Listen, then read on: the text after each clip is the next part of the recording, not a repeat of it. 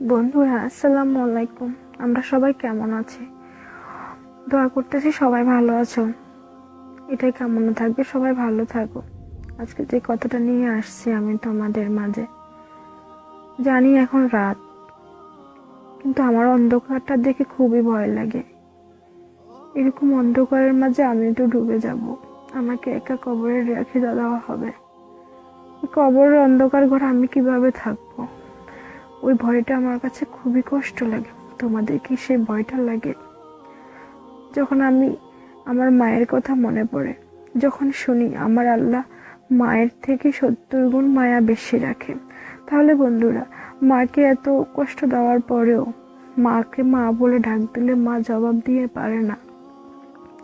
তদ্রুপ আমার আল্লাহকে একবার ডাক দিয়ে দেখো, আমার আল্লাহ 1000বার জবাব দেবে। আল্লাহ বলছেন, আমি পরম করুণাময়, আমি দয়াশীল। আমার কাছে তোমরা প্রার্থনা করো, আমি তোমাদের প্রার্থনা কবুল করব। নিজের দুঃখের কথা, কষ্টের কথা অন্য লোকের কাছে বলে নিজেকে কখনো ছোট করো না।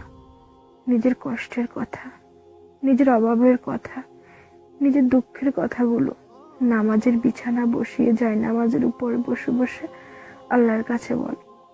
তাহলে আল্লাহ শুনবে, তোমাকে নিয়ামত দান করবে। আমি পেয়েছি সেই নিয়ামত, আমি নিজে স্মরণ সাক্ষী। আমি আল্লাহকে বলতাম আমার কষ্টের কথা, আমার দুঃখের কথা। আল্লাহ আমার দুঃখ শুনেছে, আমার কষ্ট শুনেছে। বন্ধুরা, তোমরাও করো, 5 ওয়াক্ত নামাজ পড়ো, আল্লাহকে স্মরণ করো। আমরা কিসের মালিক জানো?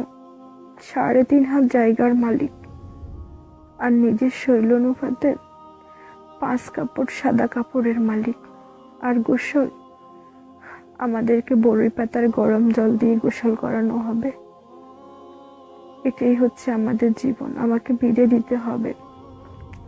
তখন আমার ছেলে মেয়েরা বলবে, আমার আত্মীয় স্বজনেরা বলবে, সবাই বলবে দেরি হয়ে যাচ্ছে, তাড়াতাড়ি দাফন দাও। আল্লাহ বলে, তোকে আমি রাখবো কি? তোর আত্মীয় স্বজনেরা তো তোকে উপরে রাখতে যাচ্ছে না, তোর রূহ আমি নিয়ে আসার সাথে সাথে তোকে দাফন করার ব্যবস্থা করতেছে। এটাই হচ্ছে আমাদের ভবিষ্যৎ, এটাই হচ্ছে আমাদের জীবন। জন্ম যখন নিয়েছি, মৃত্যু হবেই, কিন্তু সেই মৃত্যুর ভয়টা আমার কাছে খুবই কষ্ট হয়। আল্লাহ পৃথিবীতে দিয়েছে পরীক্ষা নেওয়ার জন্য। আমি দেখতেছি অনেক কষ্ট হচ্ছে, কি করব? এখনকার মানুষের আচরণ দেখলে আরো কষ্ট লাগে।